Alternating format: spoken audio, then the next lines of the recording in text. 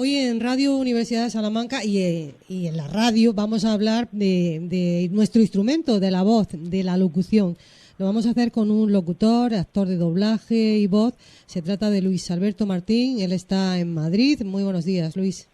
Hola, Elena. Buenos días. Encantado de hablar con vosotros. Bueno, yo estaba deseando conocer algún actor de doblaje, porque bueno, no es una profesión donde estéis muchísimos, Luis, porque claro, hay que tener muy buena voz para eso. Y la primera pregunta precisamente iba a ir por ahí. ¿Por qué elegiste esta profesión? A ver, no es no es mi trabajo principal. Yo, pues tengo otra para vivir. Hablando claro, pues me dedico a otra cosa, pero bueno, sí que es una cosa que particularmente, el mundo del cine siempre me había gustado mucho y coincidió que, yo vivía en Alcobendas y allí aparecieron unos cursos de doblaje. La primera experiencia, si te soy sincero, fue muy mala. Fue realmente mala. Eso me llevó a plantearme si, quizás poder, ver otra escuela diferente a la que estuve en aquel momento, para ver si realmente era todo así o yo no, hablando claro, no valía o no podía hacer algo. Y luego, ver si con otro método de aprendizaje, otra perspectiva, otro entorno, pues podía, o si no directamente, lo dejaba. Había intentado por lo menos y ya está. Y pues a partir de ahí la verdad es que tuve mucha suerte. Estudié durante varios años en la escuela de doblaje de Fernando Acaso. Uh-huh. Y luego pues estuve también año y medio, 2 años en la escuela de Luis Azquerra en Madrid. También en ambos lugares pues estudié locución y doblaje. En cuanto a trabajo, directamente de doblaje, pues he participado en alguna serie y algún documental. Hace tiempo que ya no, por convocatorias y por una cuestión personal también de que, requiere mucho que tengas un contacto directo con el mundo, ¿no? Es decir, para poder tener la posibilidad de trabajar, que hagas mucha sala, es decir, que veas cómo estés allí mientras estás realizando un trabajo profesional con el director y que tengas la opción de que cuando acabe de grabarse esa película, esa serie, ese documental, lo que sea, o a veces también, como conocemos todos, por conocer a alguien directamente que te den esa opción, pues que te den la posibilidad de hacer una prueba y depende de cómo te salga, evidentemente, pues ya el director o la directora en cuestión te dirá si puedes ir a, te convocará, ¿no? Que te llamará para algún papel, alguna locución, lo que sea. Para completar un poco, porque me estaba marchando un poco por las ramas, sí. Yo ahora mismo, acabo de tener un niño pequeño hace un año y algo, entonces, claro, la prioridad es él, y entonces, justo cuando yo empecé ya más a estar algo más convencido de que podría desarrollar o afrontar un poco más todo eso, pues coincidió con la llegada de Jesús, que así se llama el niño. Entonces, me gustaría volver a intentar retomarlo de alguna manera. Ahora estoy haciendo alguna cosa más online o proyectos propios, también colaborando con algún podcast de ficción sonora. Sí. Y me gustaría eso, volver a, algún día quizá volver a hacer sala, ¿no? A ir de oyente, como se llama también, y poder, tener la posibilidad, ¿no? Si algún director o alguna directora lo considera, de volver a retomar eso, ¿no? Porque lo hice ya hace algunos años, pero ahora mismo lo tenía un poco parado. Ajá. Bueno, desde luego a mí me parece que es una profesión muy, muy bonita. Yo estaba pensando, vamos a hablar de otros trabajos que haces, porque eres muy multifacético, ¿no? Muy polifacético. Pero me quería detener en esto del actor de doblaje, porque estos actores de doblaje, actrices de doblaje en España son figuras míticas, ¿no? Yo creo que todos tenemos en el inconsciente colectivo esas voces maravillosas que nos han marcado prácticamente desde la infancia, ¿no? Estaba pensando en esos grandes maestros que doblaron, a Humphrey Bogart, por ejemplo, ¿no? Que yo recuerdo perfectamente cómo es esa voz. Los actores, actrices de doblaje, yo creo que tienen, que son muy admirados, ¿no? En España, porque además como se doblaban todas las películas.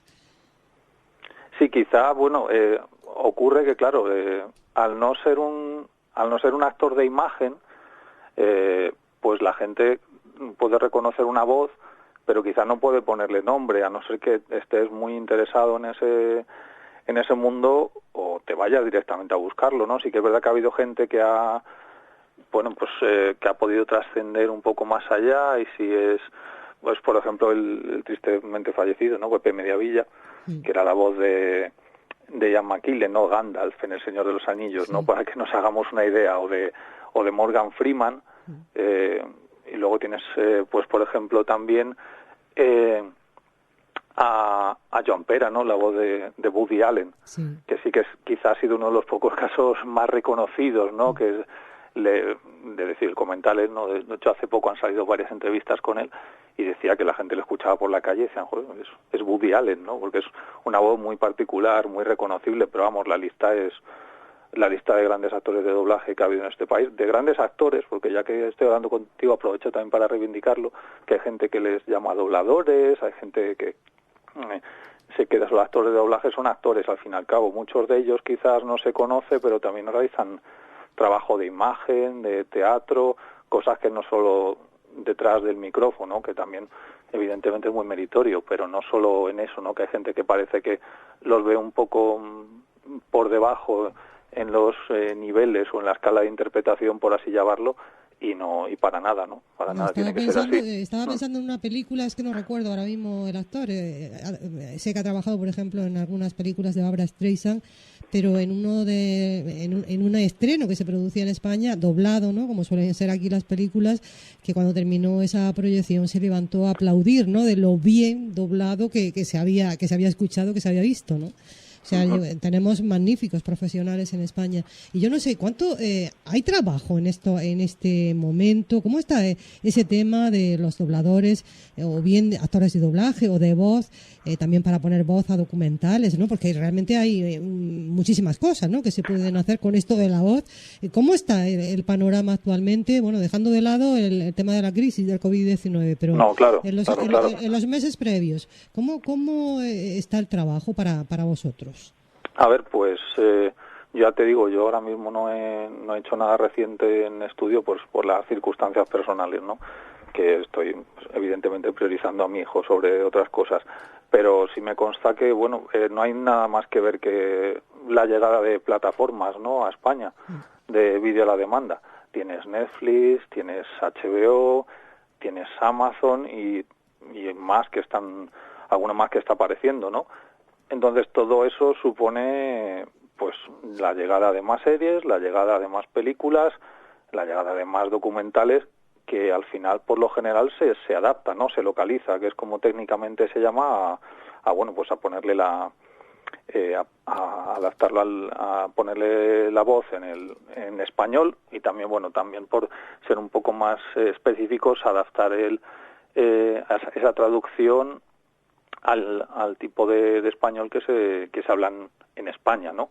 A localismos, a recursos propios, ¿no? Como el típico chiste que te pueden hacer de actualidad o algo, ¿no? Que quizás has visto alguna vez en algún doblaje o en alguna cosa más cercana en el tiempo, ¿no? Bueno, y tu opinión de las pelis dobladas, pues también sobre esto hay muchísima polémica, ¿no? Que dicen que no sabemos el suficiente inglés precisamente porque nos han doblado mucho las películas. Yo tengo mi opinión también al respecto, pero yo no sé qué opinas tú de esa polémica. Yo creo que es una cuestión que pueden convivir perfectamente las dos versiones. Yo entiendo que haya gente que piense que, bueno, pues estás perdiendo parte de la actuación del actor original, porque al final no es su voz. Eso está claro. No, y la voz al final, pues también es una parte fundamental de la actuación. Es como lo que te comentaba antes de quien minusvalora el trabajo de un actor de doblaje. Para nada, es igual de actor que cualquier otro actor. Eso lo está diciendo, ¿no? El nombre lo tiene delante. Entonces, en ese sentido ya te digo,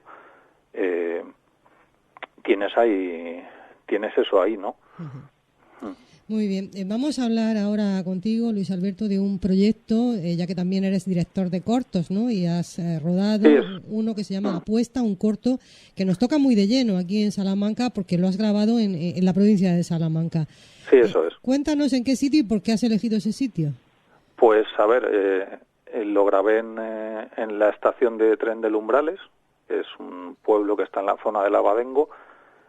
Bueno, la estación de tren es parte de lo que era la vía férrea de la Fregeneda, ¿no? Que ahora está intentando, parece, pues volver a relanzarla como activo turístico. Sí, como vía verde. Y, sí, como vía verde. Y bueno, pues en este caso, bueno, mi familia, pues nosotros somos, mi familia procede de un pueblo de al lado, de Sobradillo, y mi mujer, pues su familia procede de ahí, ¿no? De hecho, nosotros, pues ahora normalmente pasamos las vacaciones ahí en Lumbrales. Entonces la estación la conocía siempre, pues de ir y venir los viajes en verano o en la época del año que corresponda con el coche. Y bueno, pues como lugar de posible ubicación de un proyecto cinematográfico, ¿no? Pues en este caso, aunque sea muy humilde como era el nuestro, sí llamaba mucho la atención, además muy a mano, ¿no? Porque no está ni siquiera muy alejada de lo que es el casco urbano de Lumbrales, ¿no? Y bueno, es un poco, a ver, es lo que te comentaba, viene todo un poco de ahí. O sea, cuando yo estaba estudiando locución y doblaje, pues te planteaba, ¿no? Que a veces, bueno, pues por no tener una determinada experiencia, pues presentarte a casting o hacer sala, como te decía antes, decías, bueno, pues quizás forjar un poco más o bueno, si presentan o si hay proyectos que puedas desarrollar tú mismo, hacerlo, ¿no? Entonces, bueno, pues este fue uno de esos casos. Yo conocí un concurso de cortometrajes de 20 segundos, que es el que se celebra anualmente en el Festival de Cine de Molins de Rey. 20 segundos. 20 segundos. Bueno, es tremendo, ¿no? ¿Cómo hay que afinar, sí. ¿Cómo hay que afinar ahí? Sí, realmente, sí, bueno, en el corto, si te das cuenta, tú que lo has visto, hay una parte que es la fundamental, la que está grabada con el teléfono móvil, que se ajusta a esa duración, ¿no? De hecho, la primera idea era eso, solo presentar el corto a ese festival. De hecho, se presentó, lo que pasa que con un formato distinto al que luego ha tenido. Tenía otro tipo de edición y de efectos. Yo en ese caso, pues ya te digo, no quedé completamente contento de cómo había quedado eso de esa parte de la edición. No era mala, pero creía que se podía mejorar. Y bueno, pues con la ayuda de varias, de una compañera de la escuela de Luis Azquerra, como es Belén Lozano en ese momento, pues para poner voces, y luego contactando con Óscar Falagán, que es amigo compañero, ha dirigido también varios documentales, pues añadimos cosas, y luego pues por el camino también tuve la suerte de conocer a Judy Cebollada, también actriz de doblaje, voz y locutora, al igual que Belén, para añadir ahí más. Y luego al final el último toque lo puso Alba, ¿no? Alba Aur, que bueno, es conocida sobre todo por ser diseñadora gráfica del podcast de relatos de terror, ciencia ficción y fantasía Noviembre Nocturno, que es uno de los podcasts de referencia en ficción sonora independiente, por así decirlo, o sea que en nuestro país. Habéis juntado muchísimo talento, ¿no? En algo tan, corto como es un corto. Sí, yo creo que he tenido mucha suerte de trabajar con todas ellas, ¿no? Con todas estas personas, sí. Y luego, pues dentro de lo humilde y cortito que es nuestro trabajo, yo creo que por lo menos era la idea que tiene, por lo menos es bastante digno, ¿no? O sea, al final, a ver, es un cortometraje grabado con mi teléfono móvil, pero luego ha tenido, pues con todo lo que aportaron ellos, ya te digo, creo que ha tenido, que por lo menos podía considerarse un trabajo digno, no que fuera un proyecto de estos de terror que lo ves y dices, madre mía, cómo cantan los efectos, o qué mal actuado está, o que no sé qué, porque además sí, para tampoco contar mucho a quien esté escuchando y le pueda interesar verlo, además o sea, no hay imagen de personas, es todo nuestras voces, por unos motivos u otros que tampoco voy a desvelar, y luego pues algún efecto digital añadido. Oye, Entonces, ¿y por bueno, qué le disteis este nombre de Apuesta? No sé si eso sí de Apuesta, nos puedes bueno, desvelar un poco. sí, Apuesta es, sí, a ver, la idea es un poco tomada de estos metrajes encontrados, como fue, bueno, el más conocido es el proyecto de La Bruja de Blair, de gente que se encuentra unas cámaras. Bueno, ahora de hecho Orange va a estrenar una serie sobre el Camino de Santiago basada en ese mismo punto de partida, ¿no? Las cámaras que se encuentran a alguien que desapareció. Entonces, bueno, el personaje que yo interpreto en el corto, el que lleva el teléfono, va grabando y hablando mientras tanto, dice en un momento, le dijeron que no tenía huevos para ir allí. Es decir, como que es la típica apuesta entre amigos, hablando, bueno, utilizando ese tipo de vocabulario, sí. Eso sí, pues no te atreves, que no me atrevo, que sí, que no te atreves. Más o menos el punto de partida era eso, él estaba allí en ese lugar grabando porque se lo había apostado con alguien. Bueno, dices que es un proyecto muy humilde, pero ya tienes premios importantísimos, ¿no? Has sido premiado en un festival en Montenegro. Sí, acabamos vamos, es el primer premio que recibe y bueno, para todo el equipo muy contentos, la verdad. Es el premio del público, que bueno, en ese festival es el MOSIF, las siglas responderían a Festival Internacional por Internet de Montenegro, de proyectos grabados con móvil, por resumírtelo un poco, porque el nombre en inglés es un poco más largo. Y bueno, eran proyectos grabados con teléfono móvil de todo el mundo, y este año han decidido dar 3 premios. Uno era el premio del público, otro al proyecto de animación y otro a grabado por menores de 18 años. Bueno, en nuestro caso hemos tenido la suerte de ganarnos el premio del público, que era por número de visitas del trabajo en el canal de YouTube del festival, y me gustas, ¿no? Como lo hacían en YouTube, pues dependía del número de visionados que tuviera el vídeo y también del número de me gusta que tuviera. Bueno, pues eso. Y bueno, fue el que más tuvo, está muy afortunadamente. Bien. La verdad es que yo creo, Luis, hay que manejarse ya muy bien, ¿no? En este mundo de las nuevas, no tan nuevas tecnologías. Para cualquier oficio de comunicación, como al final todo esto es comunicación, hay que manejarse muy bien en este tipo de plataformas, en este tipo de soportes, y estar muy al tanto, ¿no? de qué pasa en cada momento.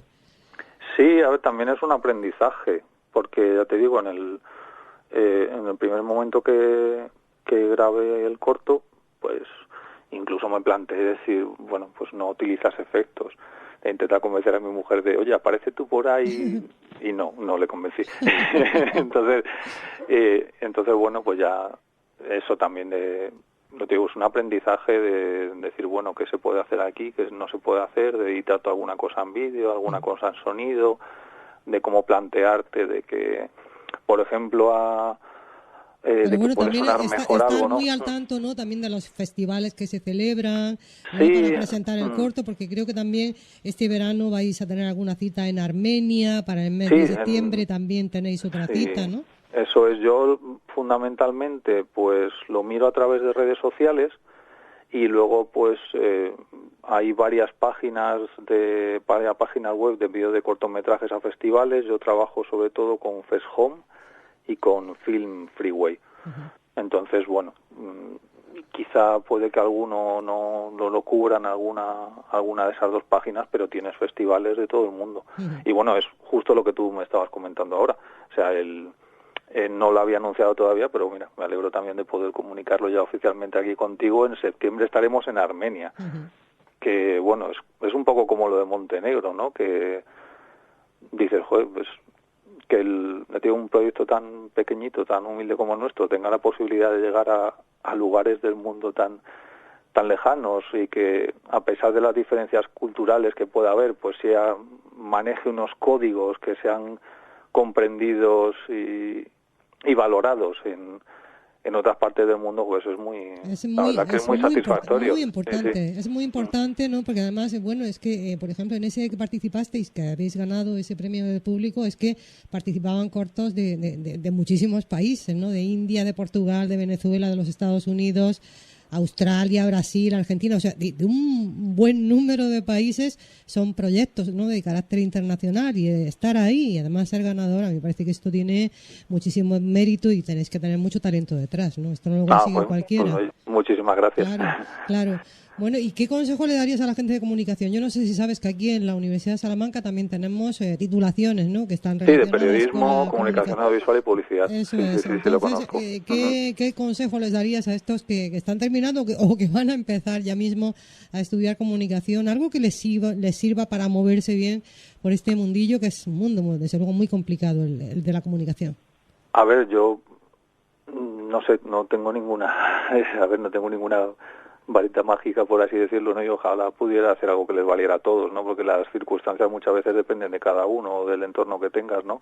Pero bueno, sobre todo que vayan a por lo que les gusta, o lo que a ellos personalmente les llene más o les haga sentir, no sé, más completo. Suena un poco quizás autoayuda, ¿no? Por así decirlo, pero bueno, que a ellos les llene más personalmente, porque al final si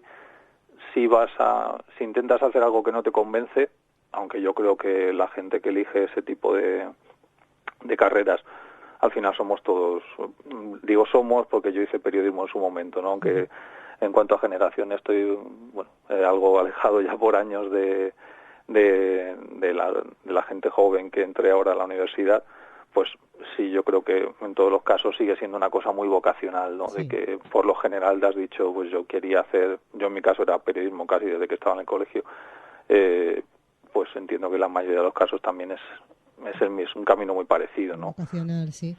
Oye, y una última cosa también, sabemos que tu gran proyecto, tu gran plan en este momento es Jesús, pero no sé si me quieres comentar algún otro proyecto que quieras emprender de cara a futuro próximo.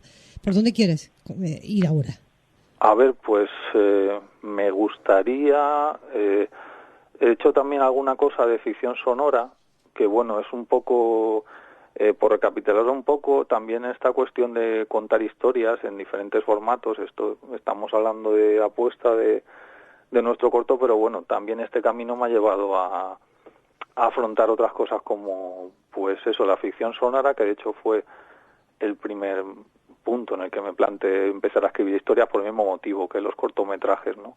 Es decir, bueno, pues hoy estamos varios compañeros de la escuela, podemos presentarnos a un concurso y tal, y en este caso, pues voy a decirlo también que era porque a mí me ayudó mucho y me incentivó mucho en ese sentido, era la Mano Festival, que era un festival también de terror, ciencia ficción y fantasía que se hacía en Alcobendas, tenía una sección de ficción sonora, y bueno, pues ahí presentamos varios proyectos varios años, casi siempre fui finalista, y un año también ganamos, y bueno, incentivó mucho. A partir de ahí, pues también, por ejemplo, de la escritura de relato corto, me motiva a decir, bueno, parece que las historias que cuento le interesan a alguien, y en un plazo de tiempo igual son 5, 6, 7 años, y desde entonces, por ejemplo, no había vuelto a escribir prácticamente desde la universidad temas de ficción que no fueran pues análisis culturales o redacción periodística en sí, y bueno, ya voy a contar pues con 5 relatos publicados, ¿no? Por editoriales independientes, pequeñas, pero pues muy muy contento, ¿no? También en ese sentido. Entonces, bueno, con los cortometrajes también tengo otro que estamos moviendo ahora, se llama Ani. También es muy cortito, es todavía incluso más corto que Apuesta. Te decía antes del Festival de Molins de Rey, que la idea ha partido del 20 Seconds Movistar, que lo llaman. Sí. Pues incluso Ani no es tiene incluso hasta una versión de 15 segundos. Entonces, bueno, estamos ahí, no es la versión oficial, por así decirlo, oficial dura 30. Las cuñas Pero, de radio, las más pequeñas, para que se sí, sigan llamando cuñas, son de 15 segundos. ¿Sí, bueno? sí, sí, Y, sí. y sabemos los que nos hemos dedicado a esto ya de bastante tiempo, ¿no? Lo que cuesta, ¿no? Hacer una cuña de 15 segundos, que siempre el Sí. cliente dice, bueno, es que quiero más tiempo, esto es muy corto, ¿no? Sabemos todo lo que cuesta concentrar pensamientos, y fíjate, en tu caso, historias completas, ¿no? En 15 segundos. Sí, sí, sí, por eso ya te digo, es un poco también por una cuestión de recursos. A mí, me decía que me planteo para el futuro, me planteo la ficción sonora porque quizá tenga opción de pues contar con gente con la que ya he trabajado antes, y aunque he hecho todo de manera independiente, claro, pero para los cortos, por ejemplo, sí tengo idea de algún otro corto que me gustaría poder hacer, pero claro, ya requiere más hablando claro, me requiere más dinero. Claro. Entonces, bueno, eso pues o ahorras algo, te lo planteas tal, o eso, en las circunstancias personales, pues hay que priorizar, porque quizás serían proyectos que llevarían mucho más tiempo, pero sí quizá me gustaría volver a retomarlo, no sé ya si en formato también corto como estos, porque sí tengo alguna idea, o en otro más largos. Lo que pasa es que, claro, ya requeriría, ya a veces, aparte del dinero, requeriría también bastante más medios, ¿no? De cámaras más profesionales, quizá, no grabarlo todo con móviles, o recurrir a imágenes libres de derechos, que es lo que hemos hecho en este caso en Annie, en el cortometraje que te comentaba antes. Muy bien. Bueno, pues a mí lo que me alegra muchísimo, ¿no?, es que de alguna manera también estés vinculada a Salamanca, ¿no? Que haya salido esa estación del Umbrales, que la ha visto ya tantísima gente, ¿no? Y que ha tenido tantos me gustas. Eso es estupendo, ¿no? Porque yo creo que Salamanca es una tierra que puede estar muy, muy vinculada al cine, ¿no? Porque lo tiene prácticamente todo, ¿no? De hecho, ya muchos proyectos, ¿no?, se han desarrollado aquí en Salamanca capital, también por la provincia, y yo creo que da muchísimo juego Salamanca para lo audiovisual. Sí, a ver, el entorno es magnífico. O sea, no te lo puedes plantear, claro, en series de época, ¿no? Evidentemente, yo recuerdo, creo, no sé si fue con HBO o no, creo que era con ABC, que se rodó ahí una serie de Romeo y Julieta, ¿no?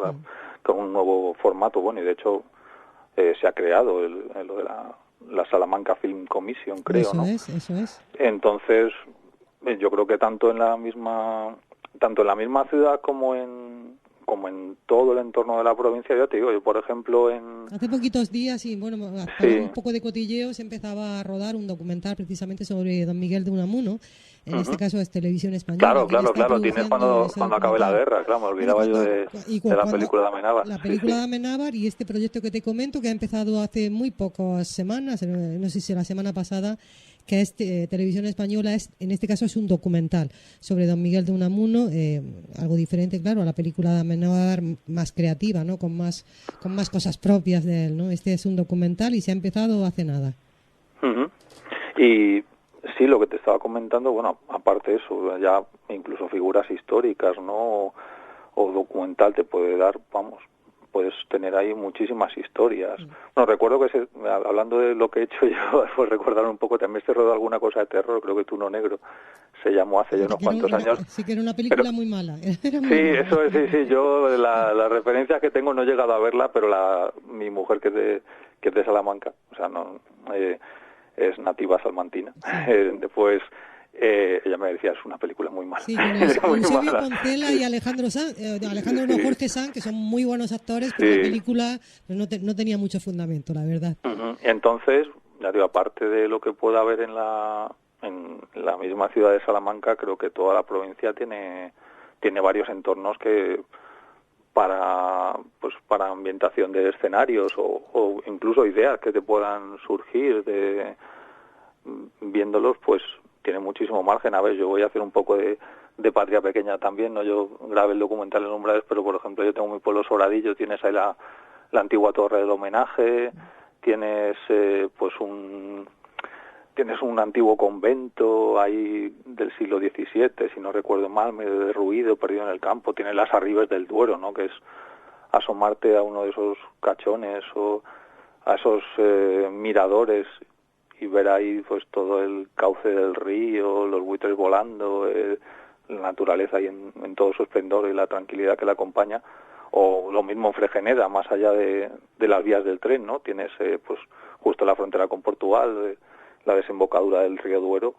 Es un entorno, vamos, lo que conozco más de cerca, ya te digo, pero luego por toda la provincia hay muchísimo. Tienes la Alberca también, ¿no? La Peña de Francia, los pueblos que lo rodean. O sea, hay muchísimos lugares. La famosa Santa Teresa de Jesús, ¿no? Que se rodó en la Alberca con Concha Velasco y que también fue una maravilla de serie, era muy, muy buena. Bueno, estaríamos hablando contigo aquí toda la mañana porque a mí me encanta. Sí, joder, me encanta tu trabajo, me por encanta todo este tiempo que me has dedicado. Me encanta el cine gracias. y bueno, estaría hablando contigo toda la mañana, solamente pues eso, y fíjate, ya para puntualizar otra cosilla, ¿no? Todo lo que además le da a una tierra el que se rueden películas o se ruede cine en ese lugar, ¿no? Fíjate la gran proyección que luego puede tener pues a nivel nacional o internacional. Es importantísimo, ¿no? Que haya una industria cinematográfica y que bueno, que pueda elegir, en este caso Salamanca, ¿no? Porque eso tiene luego una proyección brutal. No, claro, además que ocurre en en muchas películas, ¿no? Que te quedas con la cuestión de dónde se ha grabado esto, por ejemplo, por hablar de un producto masivo que ha llegado a todo el mundo y ha arrasado en todo el mundo, Juego de Tronos. Yo recuerdo visitar el Flitch de Zumaya unos pocos años antes de que se rodase allí. Dicen que aquello ahora está prácticamente imposible. Y era ya un entorno, era impresionante, ¿no? Sí, bueno, incluso he visto ya algún reportaje en televisión donde se ve la gran cantidad de personas que van a visitarlo. Bueno, algún episodio creo que también se ha rodado aquí, por la zona de la Casa de las Conchas. Creo que algún episodio se rodó también aquí de Juego de Tronos. Sí, por eso, o sea, quizá con una mínima aparición, o sea, no hace falta quizás ni que dediquen un episodio entero en ese entorno, o sea, igual con que la gente diga, ¿a dónde se rodó esta escena? Ya llama muchísimo la atención, ya desde un punto de vista de proyección de la ciudad, o económico también incluso, pues es muy, muy, muy grande, ¿no? Todo el público que puede llegar un producto audiovisual. Muy bien. Bueno, pues nada, muchísimas gracias. Muchísimas gracias a ti, Elena, es un placer. Por haberme atendido con esta amabilidad esta mañana. Esperamos verte muy pronto, además por aquí, por Salamanca y por la radio de la Universidad de Salamanca. Encantado. A la que estás invitado ya desde hoy mismo. Sí, nada, pues muchísimas gracias. Venga, un abrazo muy fuerte. Un abrazo. Gracias.